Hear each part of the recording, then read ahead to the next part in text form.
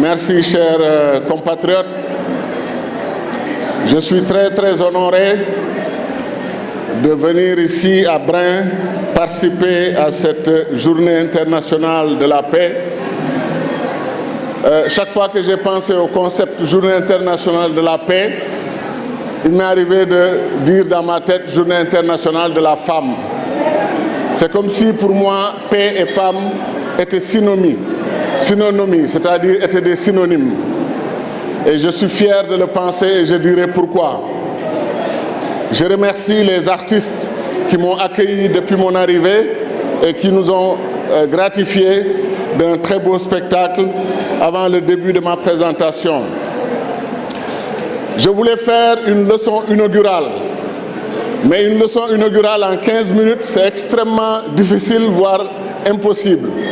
Donc ce que je vais faire, je vais résumer un peu ma pensée et je vais demander à ma sœur, Madame la Présidente de la plateforme des femmes pour la paix en Casamance, de me promettre une autre invitation pour qu'on ait un entretien, une discussion approfondie sur les questions de paix, de sécurité, non seulement en Casamance, mais dans la sous-région et dans le continent africain. Je ne peux pas ne pas, parce que si je respecte le protocole, mes 15 minutes, je vais distribuer dans mon budget temps au moins 5 minutes. Donc, je vais demander l'indulgence de la table pour que j'aille directement à mon sujet. Mais en même temps, je ne peux pas ne pas saluer mon jumeau, mon plus que frère, le président Abdoulaye Baldé.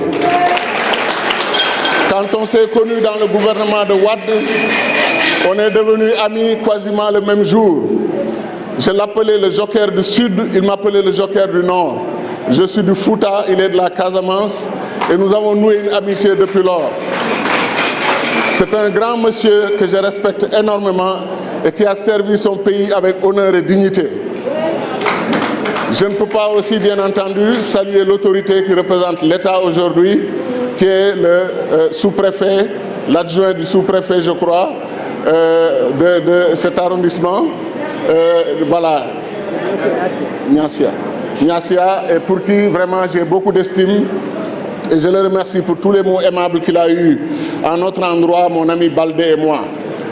Ma sœur Seynabou, c'est une longue histoire. Si je raconte l'histoire, il nous faut au moins 1 heure pour que lui, elle et son mari, mon frère Noah, que je raconte l'histoire qui nous lie. C'est émouvant, c'est long et c'est passionnant, mais je vais avancer et elle comprendra. Ma sœur Ndeye Marie, c'est aussi une histoire très spéciale que j'aurai l'occasion de raconter une autre fois, mais je la remercie de m'avoir honoré avec cette invitation d'honneur en me répétant moi-même par exprès. Chers amis, je vais traiter très brièvement 2 thèmes.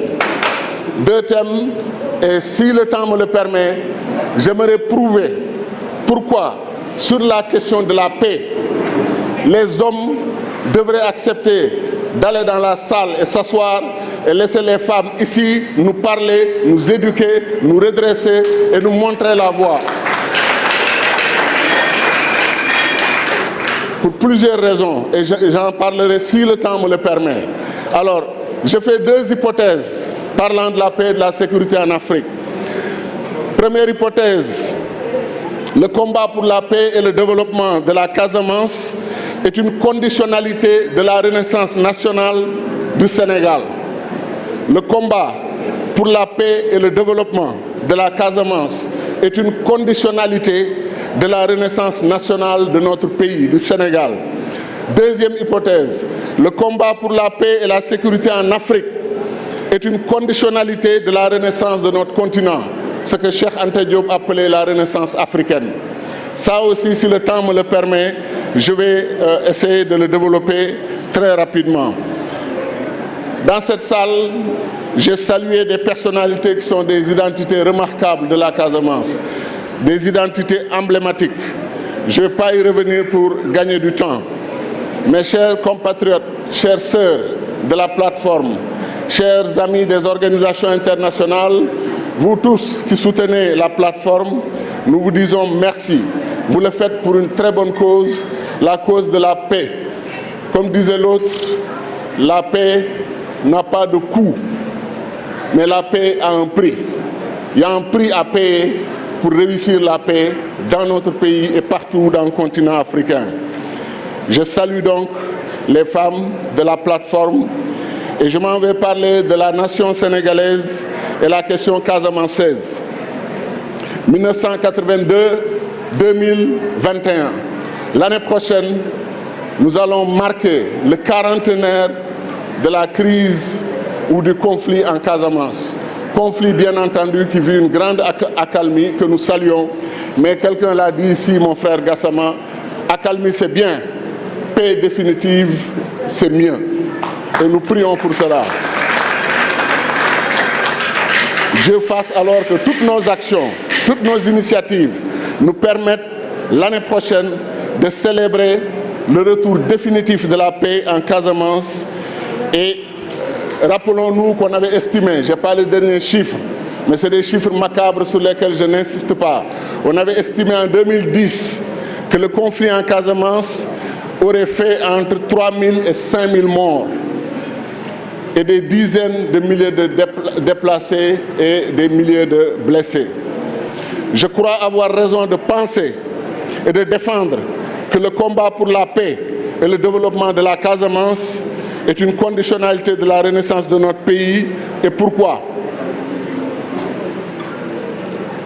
Nous pensons fondamentalement, comme je le disais, à beaucoup d'hommes politiques du Sénégal, à beaucoup de membres des différents gouvernements du Sénégal, qu'on ne peut pas, à partir de Dakar, prétendre que le Sénégal est une terre de paix, que la paix règne partout au Sénégal, alors qu'on avait dans le sud de notre pays, à l'époque, une guerre. Je disais que ça n'avait aucun sens, il faut être cohérent. Il faut dire que nous aspirons à être une terre de paix, un pays effectivement de paix par notre culture et autres, mais que la situation du Sénégal, il fallait le reconnaître, nous avions un conflit dans le sud du pays.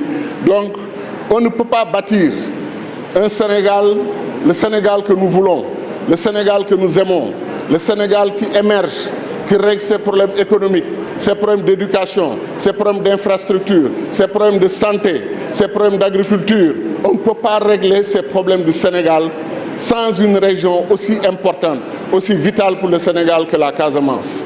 Donc de ce point de vue, c'était une incohérence dans notre paradigme quand nous parlions de développement de paix en Casamance ou de paix au Sénégal. Donc il faut corriger cela. Tant qu'il n'y aura pas de paix définitive en Casamance, il sera vain de prétendre que nous sommes une terre de paix et une paix de solidarité nationale et une terre d'inclusion de tous les peuples qui composent la grande nation sénégalaise. Donc cette question-là, il n'y a aucun compromis possible là-dessus. Il nous faut la paix en Casamance pour commencer véritablement à bâtir la grande nation du Sénégal. J'insiste sur ce point. Et j'avertis qu'on ne peut pas vivre avec une crise et dire que parce que les choses sont relativement calmes, on peut avancer vers le développement du Sénégal. Ce n'est pas vrai. On peut vivre avec le virus. On peut vivre avec un virus, comme le virus qui nous fatigue, qui nous attaque tous, le Covid-19. On peut vivre avec ce virus, mais on ne peut pas vivre avec la guerre. On ne peut pas vivre avec la guerre. On ne doit pas accepter de vivre avec la guerre.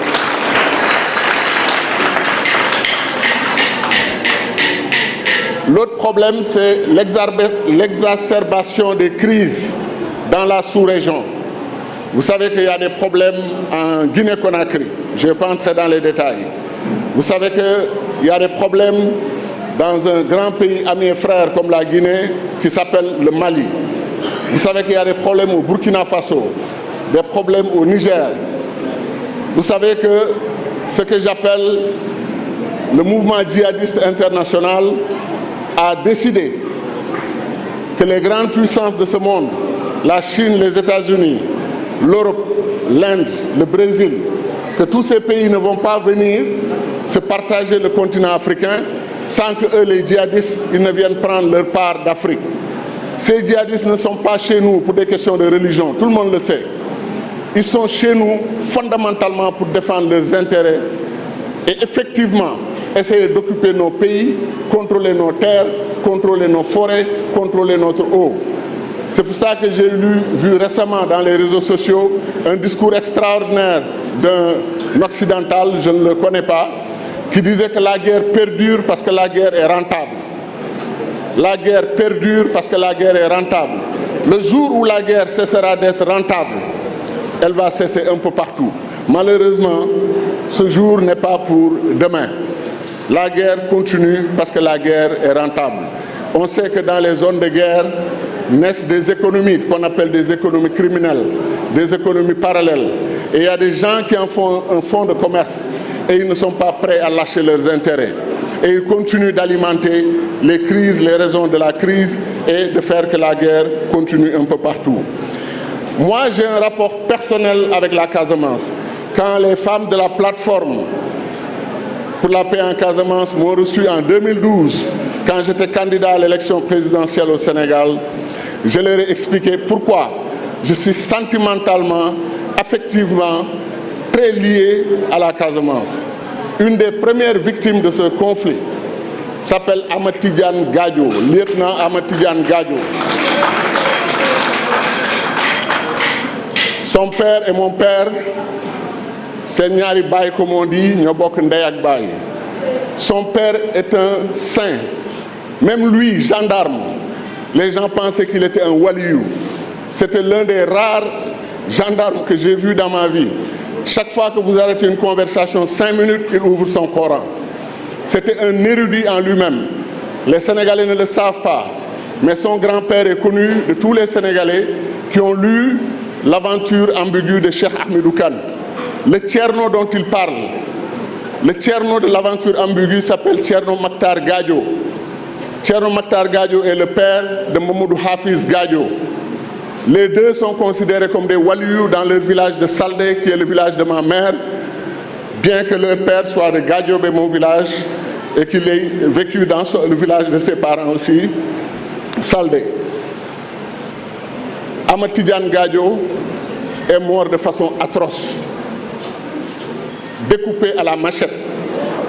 Il a été enterré par mon père au cimetière de Yoff, alors que ses parents voulaient qu'il soit enterré dans le cimetière de Saldé, aux côtés de 7 de ses grands ancêtres qui étaient des walious. 7.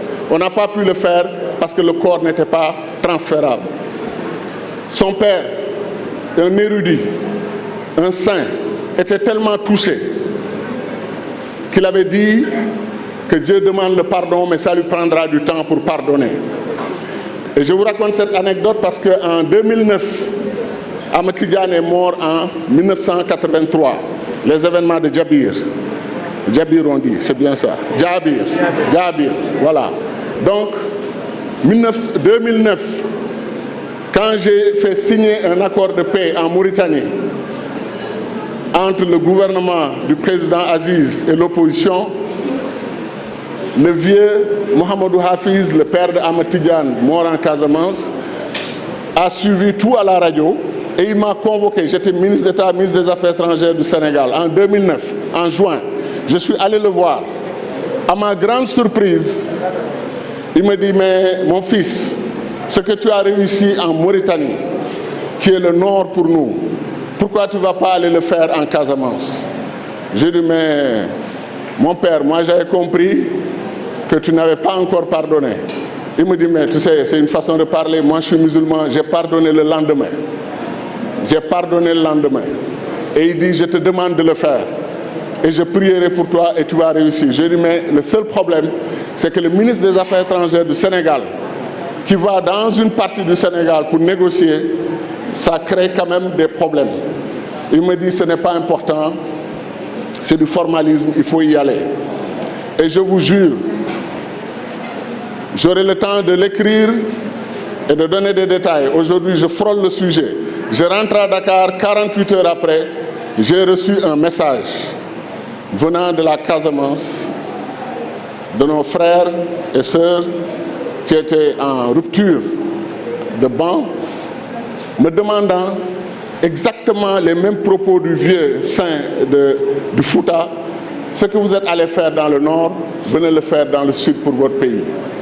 Et j'ai trouvé ça extraordinaire. Le reste, l'histoire sera racontée un jour, parce que j'ai travaillé avec Monseigneur Adrien Sarr, cardinal, j'ai travaillé avec Thierno Madani Tall de la famille omarienne, et nous sommes même venus en Casamance. C'était donc une partie du travail discret, confidentiel, qu'on a essayé de faire pour ramener la paix en Casamance. On était à quelques centimètres de la réussite et il s'est passé quelque chose dont on reparlera, Inch'Allah, un autre jour. Mais ça m'a fait cheviller sur le dossier de la Casamance et lié à la Casamance, et je n'ai jamais accepté de changer d'avis sur la question. L'autre engagement pour la Casamance est lié à mon engagement panafricaniste. Chers compatriotes, chères sœurs, chers amis, je suis viscéralement opposé à la balkanisation de l'Afrique.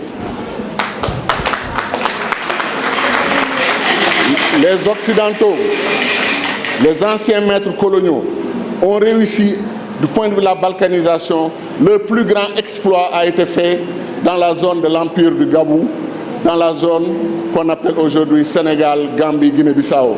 Est-ce que vous avez vu le même peuple saucissonné en peuple sénégalais, francophone, peuple gambien, anglophone, peuple bissau-guinéen, lusophone?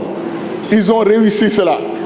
Et ça aurait été une tragédie si on acceptait de créer encore un quatrième État dans ce système, ce conglomérat de petits États balkanisés sur des territoires très limités. On aurait tous étouffé et on se serait tous empêchés les uns et les autres de nous développer. Donc de ce point de vue, je pense que nous avons bien fait de continuer à mener la bataille pour rester ensemble, Sénégalais du nord, du centre et du sud. Et je dis parfois à mes amis que les gens en ont voulu au Sénégal pour des raisons que je ne comprends toujours pas, au point qu'ils ont voulu faire de nous le seul pays au monde qui a un nord, un centre et qui n'a pas de sud. C'est nous le Sénégal, ce qu'ils ont voulu.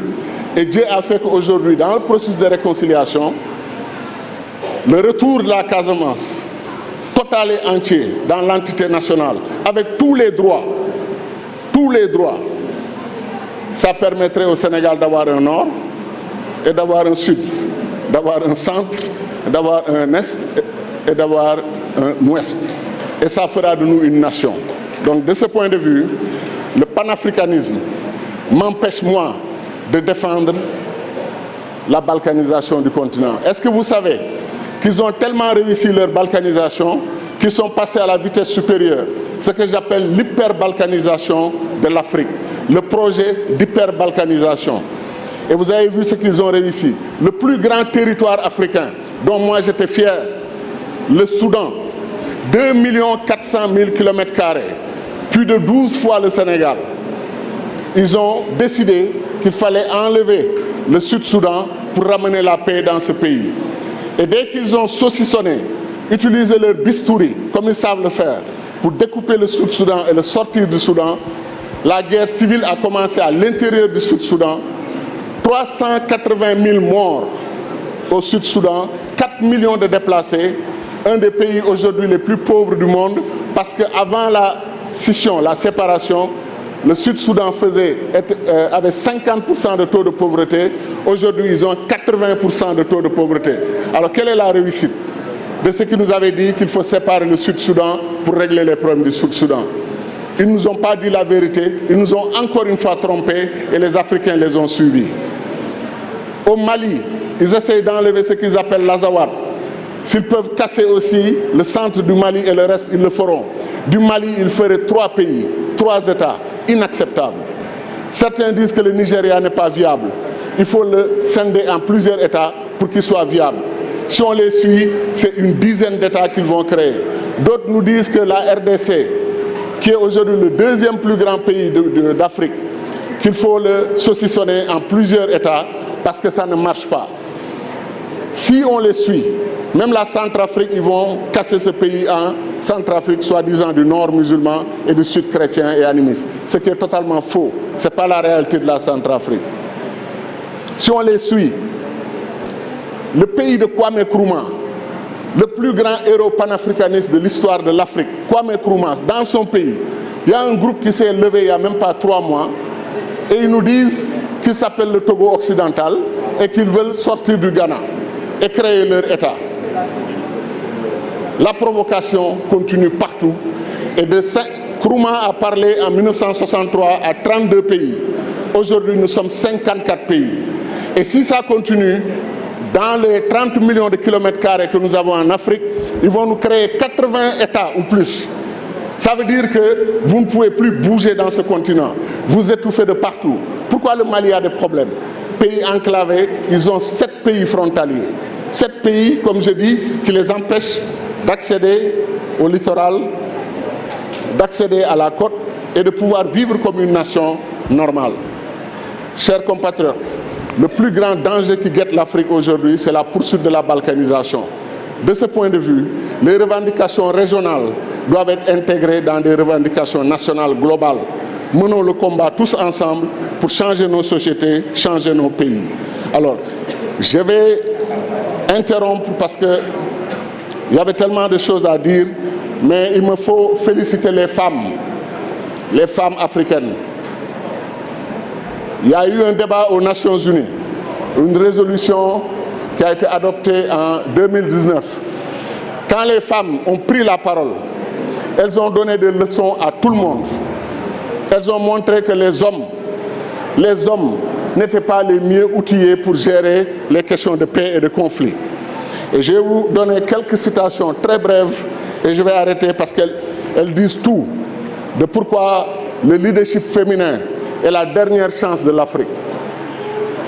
Le leadership féminin est la dernière chance de l'Afrique pour réussir la paix, la stabilité et le développement du continent. Les hommes ont dirigé l'Afrique pendant 5000 ans. Le résultat est là. Il n'est pas bon. Il y a de bons côtés, quoi. Il y a quelques bons côtés. Mais sur le fond, le résultat n'est pas bon. C'est le temps d'essayer le leadership féminin. Alors, ces femmes, dont une que j'admire particulièrement, c'est une sœur de la Tanzanie. Voilà ce qu'elle dit à peu près. En conclusion de ses recommandations, elle dit: nous préconisons donc l'approche régionale pour résoudre les conflits en Afrique. Les mécanismes régionaux, notamment juridiques, existent déjà, comme la résolution 1325 sur le rôle des femmes, qui n'est pas encore mise en œuvre faute de ressources. Elle a par exemple estimé que le coût annuel de plus d'1 milliard de dollars consacré à la MONUSCO en République démocratique du Congo permettrait de mettre en œuvre beaucoup de plans régionaux pour la paix et la sécurité. Elle dit: le Conseil de sécurité doit donc renforcer. Le Conseil de sécurité doit donc renforcer les capacités des organisations de femmes impliquées dans la prévention et la médiation. Les différentes initiatives régionales et internationales resteront sans effet si elles ne tiennent pas compte des initiatives locales et de leur appropriation locale, a-t-elle encore souligné. Elle dit: rien ne doit se faire pour nous sans nous. Rien ne doit se faire pour nous sans nous. Et elle affirme qu'elle cite en conclusion les mots de la chanteuse sud-africaine que je trouve extraordinaire, Yvonne Chaka Chaka, pour qui les femmes sont des hommes bien organisés. Les femmes sont des hommes bien organisés. Alors, il y a une dernière citation de cette sœur avant que je n'arrête. Elle dit, parlant des conflits, paix et sécurité en Afrique: si vous voulez que les choses soient faites, confiez-les aux femmes. Si vous voulez qu'on en parle, attendez, la citation, elle est extraordinaire. Si vous voulez que les choses soient faites, confiez-les aux femmes. Si vous voulez qu'on en parle, donnez-les aux hommes.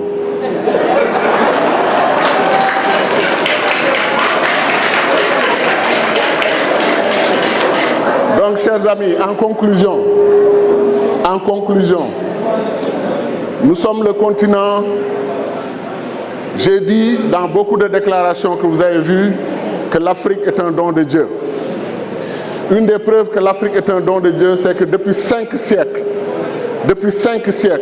nous avons subi un pillage systématique On nous a pris des millions de bras d'Africains qu'on a déportés pour l'esclavage. On nous a colonisés, on nous a néocolonisés, on a contrôlé nos vies, notre éducation, nos langues, nos cultures, nos systèmes de santé. On a pratiquement paralysé ce continent.